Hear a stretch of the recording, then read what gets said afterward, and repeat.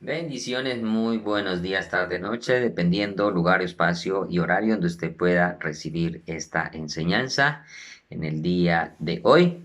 Agradecerles a todos ustedes por sus oraciones, ya que el Señor pues me ha restablecido nuevamente, me ha recuperado de este quebranto de salud, de esta cirugía que me hicieron de los cálculos renales. Pero también aprovecho la oportunidad para que estemos orando por nuestro hermano Uriel, que en este momento se encuentra bastante delicado de salud, para que por favor lo lleven allí en sus oraciones y confiemos que el Señor obre según su buena, agradable y perfecta voluntad. Que sea teniendo siempre misericordia de nuestros hermanos en sus momentos de dificultad. Bien, seguimos entonces estudiando el maravilloso libro de Apocalipsis. Y vamos a hablar del versículo 8 del capítulo 1 el día de hoy. Y dice así: Yo soy el alfa y el omega, Apocalipsis 1:8. Principio y fin, dice el Señor, el que es, el que era, el que ha de venir, el Todopoderoso. Ya en una oportunidad hablamos de que Jesucristo también es el Todopoderoso, ¿sí? Pero mira lo que dice: yo soy el Alfa y la Omega, ¿cierto? Cuando hablamos de Alfa y Omega, efectivamente estamos hablando de principio y fin, origen y final, ¿cierto? En Él, en Cristo, en el Padre, en Dios, en la divinidad, está el origen de todas las cosas, pero también el final de las mismas. Dios conoce todo desde el principio hasta el final, pero también este Alfa y Omega habla de que Él existe antes que todas las cosas y es el único que existirá si todas estas cosas dejaran de ser, ¿cierto? Todo, como repito, tiene un comienzo y tiene un final. Aún esta creación que nosotros vemos también tendrá un final, porque Dios va a ser una nueva creación. Y el único que tiene un principio, perdón, que no tiene principio y no tiene fin, es nuestro Dios. Es eterno, nada a Él, nada es antes de Él y nada será después de Él, en caso de que Dios mismo decidiera que no existiera más nada, solo existiría Él. Pero obviamente Él nos creó para la alabanza y gloria de su nombre y estaremos con Él por la eternidad, por lo que ya hemos conocido y visto en las diferentes profecías, en la palabra del Señor. Vamos a ir a Isaías 41 del 2 al 4, porque allí nos dice el Señor lo siguiente: ¿Quién despertó del oriente al justo, lo llamó para que le siguiese? Entregó delante de él naciones y le hizo enseñorear de reyes. Los entregó a su espada como polvo, como hojarasca, en su arco arrebata. Los guió, pasó en paz por camino por donde sus pies nunca habían entrado. ¿Quién hizo y realizó todo esto? Tomo los otros dos versículos solo para mostrar el 4, ¿sí? Para que usted comprenda un poquito de que Dios está hablando de algo que hizo, ¿cierto? Y él mismo pregunta acá a través del profeta: ¿quién hizo, quién y realizó esto? ¿Quién llama las generaciones desde el principio? Y él mismo responde: yo, Jehová, el primero, y yo mismo con los postreros, ¿sí? Lo hace en el pasado y lo hace en el futuro, lo hace en el presente, ¿sí? El primero alfa y los postreros omega, ¿cierto? Isaías 43:10 también nos dice lo siguiente: vosotros sois mis testigos, dice Jehová. No los testigos de Jehová, de ellos toman de acá su nombre, pero no se refiere a eso, ¿sí? Dice: vosotros sois mis testigos, dice Jehová, y mi siervo que yo escogí, para que conozcáis y creáis y entendáis que yo mismo soy. Antes de mí no fue formado Dios, ni lo será después de mí.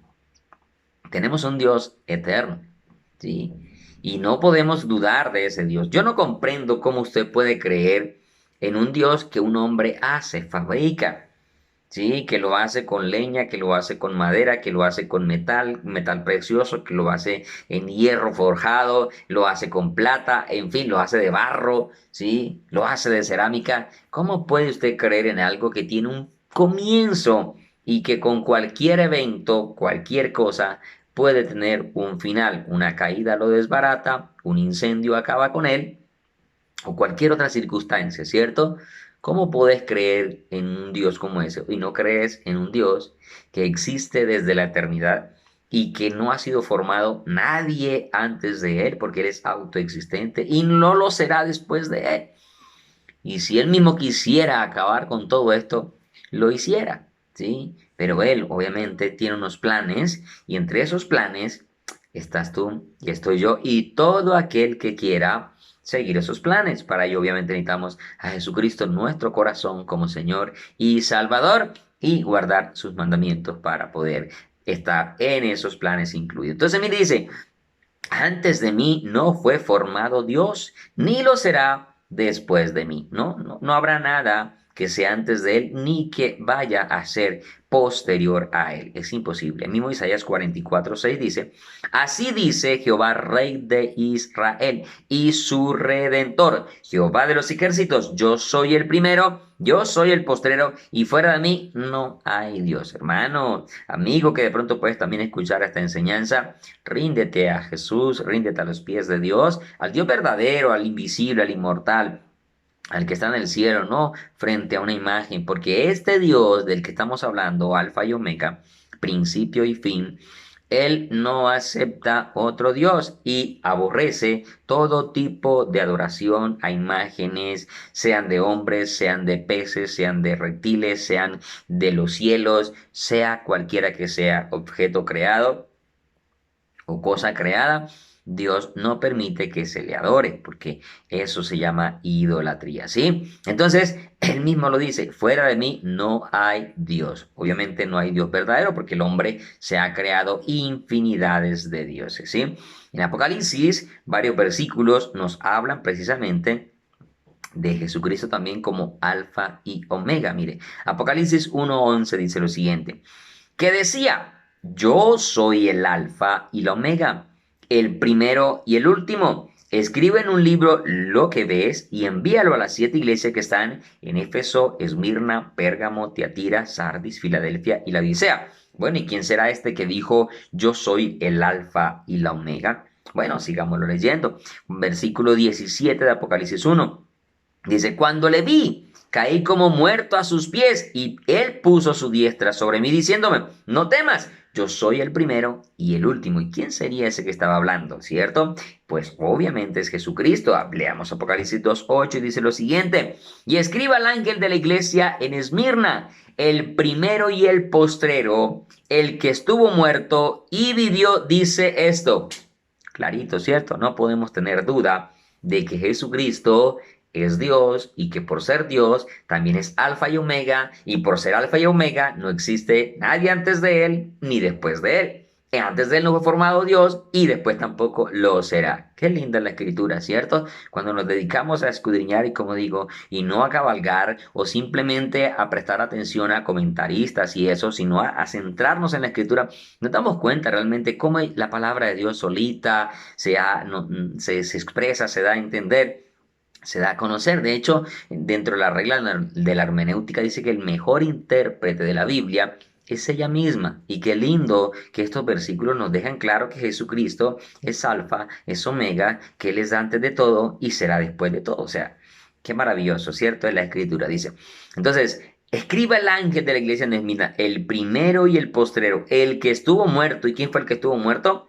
El Hijo. Jesucristo no fue el Padre, tampoco ha sido el Espíritu Santo. El que vino, que murió y vivió, resucitó, es Jesucristo. En el 21:6 de Apocalipsis también dice, y me dijo, hecho está, yo soy el Alfa y la Omega, el principio y fin. Al que tuviere sed, yo le daré gratuitamente de la fuente del agua de la vida. Y en el 22:13 dice, yo soy el Alfa y la Omega, el principio y el fin, el primero y el último. Y sabemos que allí está hablando Jesucristo, ¿sí? En el versículo 9 de Apocalipsis, el apóstol Juan nos habla del lugar donde estaba, donde recibió la revelación y la experiencia de las tribulaciones que había tenido por causa del testimonio de Jesús.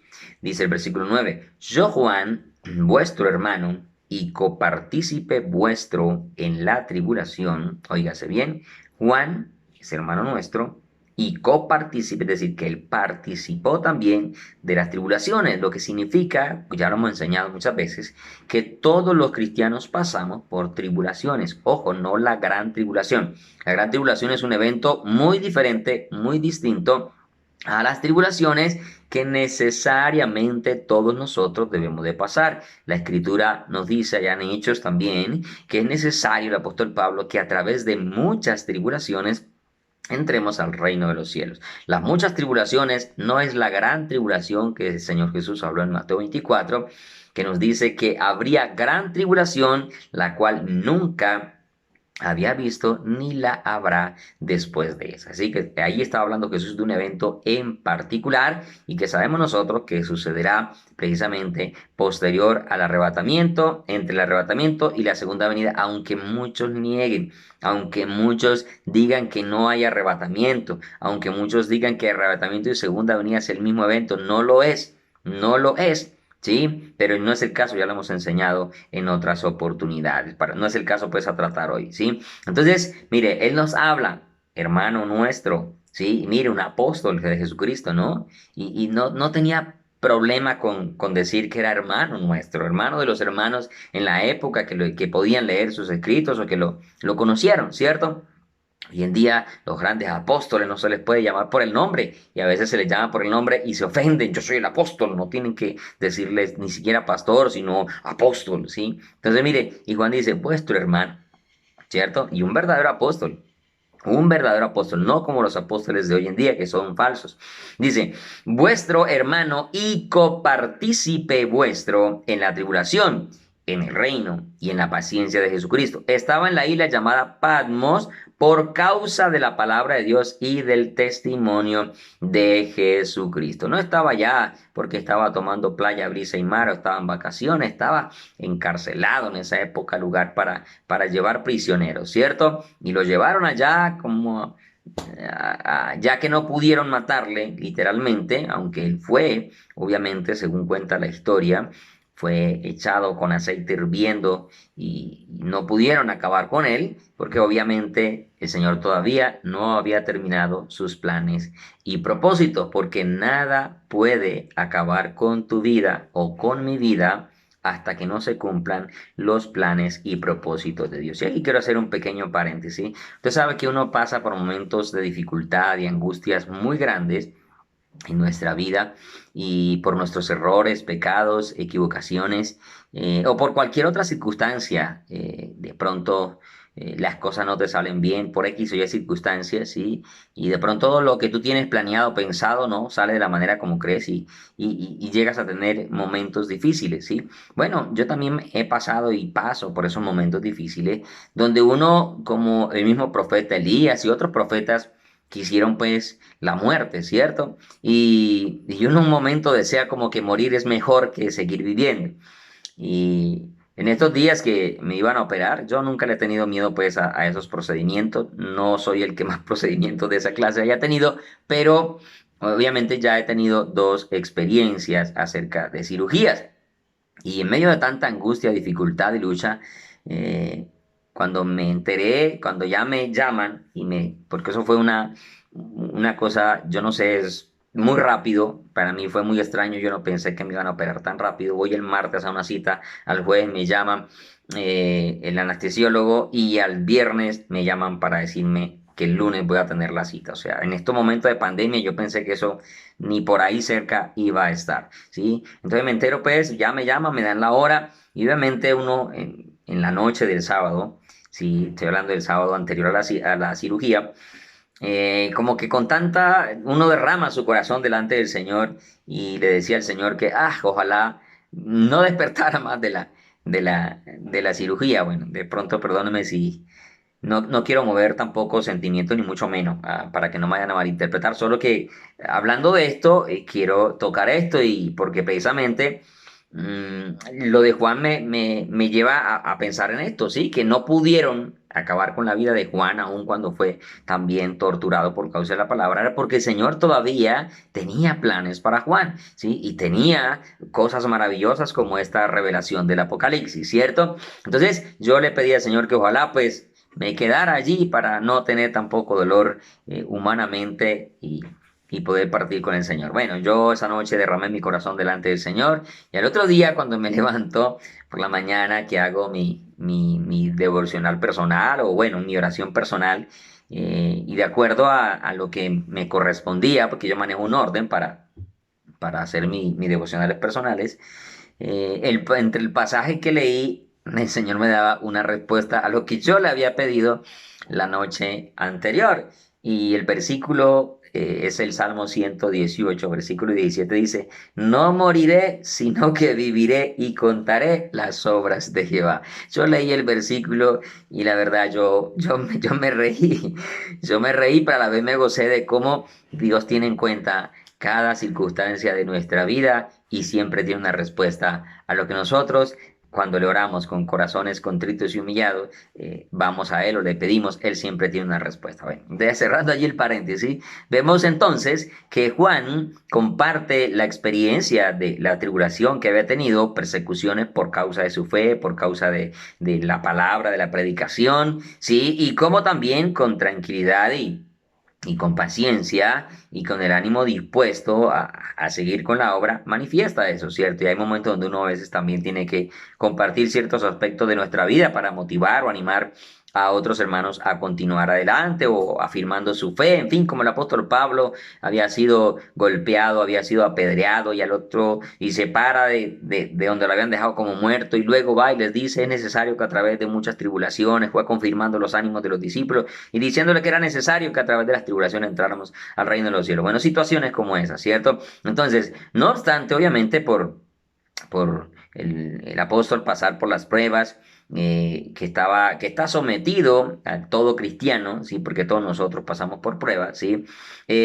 La vida cristiana tiene algo maravilloso y es que nos hace parte precisamente de la gloria del reino, de lo que ha de venir, de lo que el Señor tiene preparado para nosotros, ¿sí? Porque esa leve tribulación, dice la palabra, no es comparable con la gloria venidera que nosotros ha de manifestarse. Entonces, yo lo motivo para que cualquier tribulación que ahorita estemos pasando, ¿sí? No nos vaya a hacer retroceder, ¿sí? Sino que vayamos y avancemos hacia adelante contra viento y marea. Siempre, como dijera un hermano, ¿sí? La tormenta tiene que pasar. Y es cierto, la tormenta en algún momento tiene que pasar, tiene que terminar. Por duro que sea, por desastrosa que sea la tormenta y deje daño alrededor, ella algún día termina. Y depende de usted si reconstruye el daño que quedó o si se queda allí con todo lo dañado. Entonces yo lo motivo también a que usted se ponga firme y ponga esa confianza en el Señor. ¿Sí? Nosotros los hombres siempre defraudamos, decepcionamos, pero Dios no nos defrauda, no nos decepciona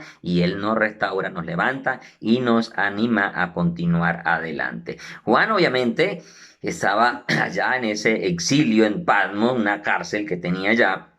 ¿Sí? En esa isla que no era muy grande, ¿sí? Allá cerca de Éfeso, se dice que a unos 96 kilómetros de Éfeso, ¿sí? En una isla que obviamente, o perdón, un territorio que no era muy poblado, ¿sí? Y que los romanos usaban como una cárcel, ¿sí? Como una colonia penal, forzando a los prisioneros a trabajar en canteras, bueno, muchas cosas que usted puede mirar allá históricamente, ¿sí? Pero allá donde Juan estaba, ¿sí? En ese destierro, allá donde Juan estaba, en esa cárcel, ¿sí?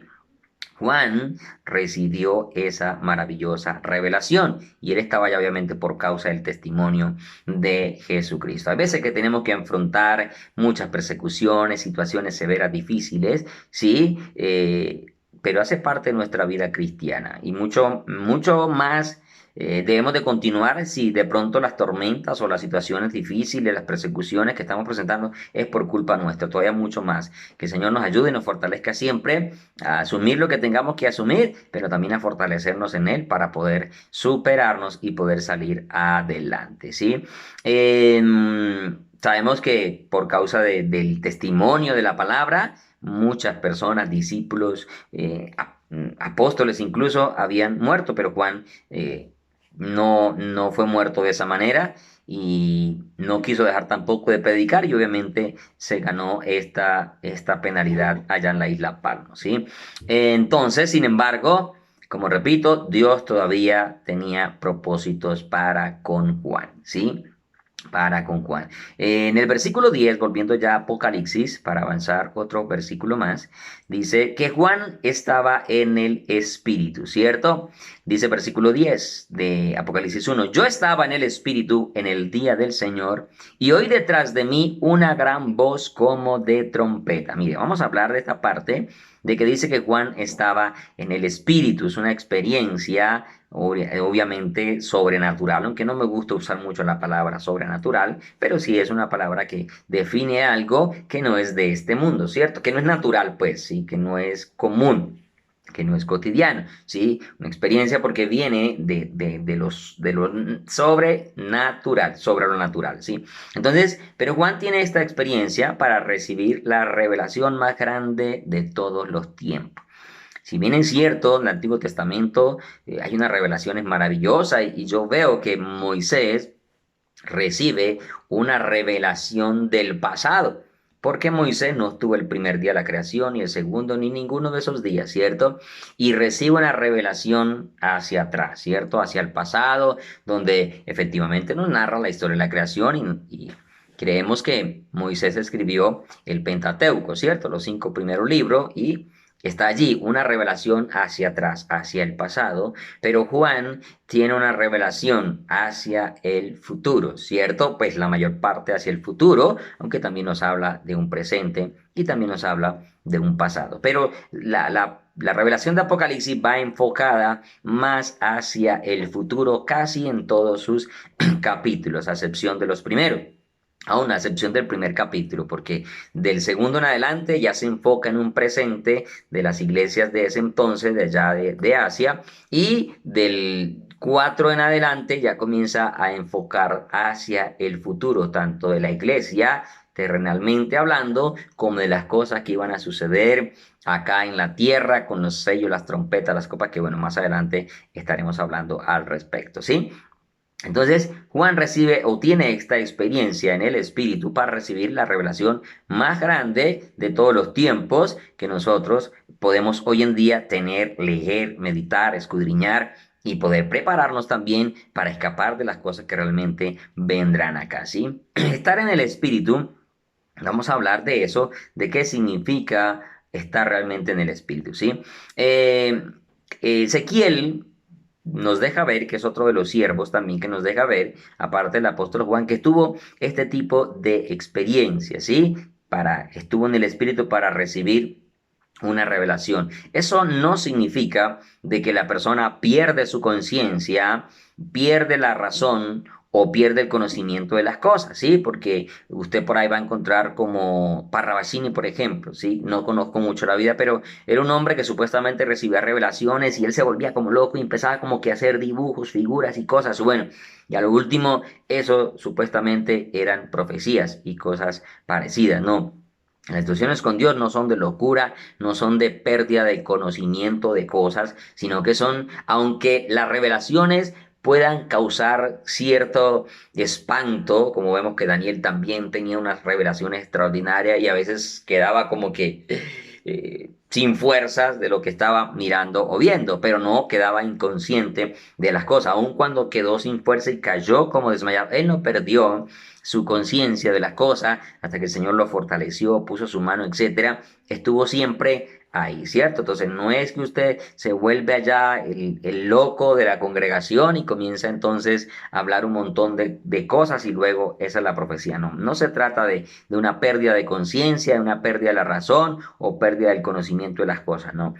Es una experiencia que Dios obviamente permite y permitió a esos siervos para dejarnos esta revelación. En el libro de Ezequiel, en el capítulo 8, voy a leer del versículo 1 al 4, vemos una experiencia como tal. En el sexto año, en el mes sexto, a los 5 días del mes, aconteció que estaba yo sentado en mi casa, y los ancianos de Judá estaban sentados delante de mí. Y allí se posó sobre mí la mano de Jehová el Señor. Y miré aquí una figura que parecía de hombre, esas teofanías de Cristo mismo que a veces la Escritura nos deja ver, desde sus lomos para abajo fuego, y desde sus lomos para arriba parecía resplandor. El aspecto de bronce refulgente. Y aquella figura extendió la mano y me tomó por las guedejas, por las trenzas, por el cabello de mi cabeza, y el Espíritu me alzó entre el cielo y la tierra, y me llevó en visiones de Dios a Jerusalén, a la entrada de la puerta de adentro, que mira hacia el norte, donde está la habitación de la imagen del celo, que provoca celo, y aquí estaba allí la gloria del Dios de Israel, como la visión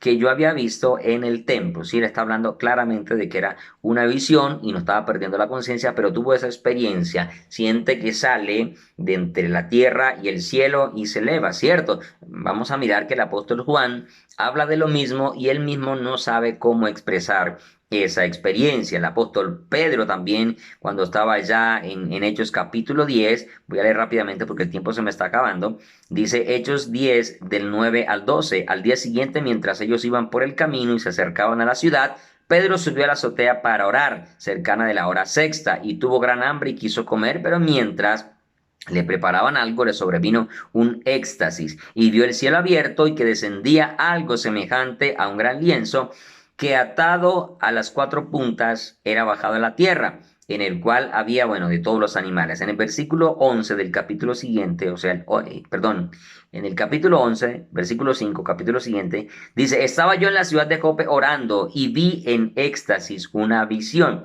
algo semejante a un gran lienzo que descendía por las cuatro puntas era bajado, que descendía por las cuatro puntas, era bajado del cielo y venía hasta mí. Una experiencia donde él está recibiendo una revelación. Y quiero terminar aquí con el apóstol Pablo leyendo en Hechos 22, 17 al 18 y segunda de Corintios 12 del 1 al 5. Dice, acá ya redondeo la idea porque estoy leyendo esto. Hechos 22, 17 dice, y me aconteció, vuelto a Jerusalén, que orando en el templo me sobrevino un éxtasis y le vi que me decía, date prisa y sal prontamente de Jerusalén, porque no recibirán tu testimonio acerca de mí. Segunda de Corintios 12, del 1 al 5. Ciertamente no me conviene gloriarme, pero vendré a las visiones y a las revelaciones del Señor. Conozco un hombre en Cristo que hace 14 años, si en el cuerpo, no lo sé, si fuera del cuerpo, no lo sé, Dios lo sabe. Fue arrebatado hasta el tercer cielo. Y conozco al tal hombre, si en el cuerpo o fuera del cuerpo, no lo sé, Dios lo sabe, que fue arrebatado al paraíso, donde oyó las palabras inefables que no le es dado al hombre expresar. De tal hombre me gloriaré, pero de mí mismo en nada me gloriaré, sino en mis debilidades. ¿Qué quiero traer con todos estos versículos? Este pastor leyó una cantidad de versículos y no explico nada. No se trata de explicar cada versículo, sino de sentar una idea en este caso, ¿cierto? ¿Cuál es la idea? Que Dios permite un tipo de experiencia cuando quiere mostrar, revelar algo a sus siervos, ¿sí? Y que lo hizo con diferentes siervos durante diferentes épocas y que lo puede hacer cuando Él realmente quiera hacerlo, ¿cierto? A través de visiones, a través de esos sueños, a través de cosas que Dios mismo habla y manifiesta al hombre y que manifiesta diferentes hechos o cosas en particulares, como incluso la que acabamos de leer del apóstol Pablo, que le dijo simplemente, sal de Jerusalén, ahorita no te van a creer el testimonio acerca de mí, ¿cierto? Entonces, Dios permite ese tipo de experiencias para traer advertencias, revelaciones, sea para el presente de la persona o para el futuro de la misma humanidad, etcétera, ¿sí? No chismes, Dios no trae chismes, Dios trae experiencia. Hoy tenemos muchas personas que se la dan de que son muy discernidores y que no sé cuántas cosas, pero a veces lo que son es chismosos, ¿sí? Porque se enteran de algo y enseguida creen que ese es el discernimiento que tienen para las cosas, ¿sí? Dios no se trata con Dios de eso. Lo de Dios es único, es especial. Lo de Dios realmente es verdadero, es certero, es de convicción, no es de especulación, ¿sí? El hombre a veces especula, todos nosotros especulamos, ¿sí? Pero Dios habla siempre con verdad, ¿sí? Y vamos a hablar precisamente ya de andar en el Espíritu, pero no alcanzamos porque el apóstol dice que estaba en el Espíritu, ¿sí? Vamos a dejar una idea también al respecto de qué quiere decir eso también, andar en el Espíritu, ¿sí? Para que el Señor sea guardando también nuestros corazones y no nos pongamos nosotros a andar en las emociones, sino realmente en lo que Dios nos quiere mostrar o revelar por medio de su palabra o por medio de su Espíritu Santo que mora en nuestras vidas. Bien, mis amados hermanos, hasta aquí esta corta enseñanza del día de hoy. Recuerda que si no te has suscrito, puedes suscribirte, activar la campanita y también compartir en tus redes sociales esta enseñanza para que otros sean también edificados y para que la palabra de Dios corra y sea glorificado. Un abrazo grande a la distancia, se les ama en Cristo Jesús. Shalom y Maranata, que es paz. Cristo viene. Amén.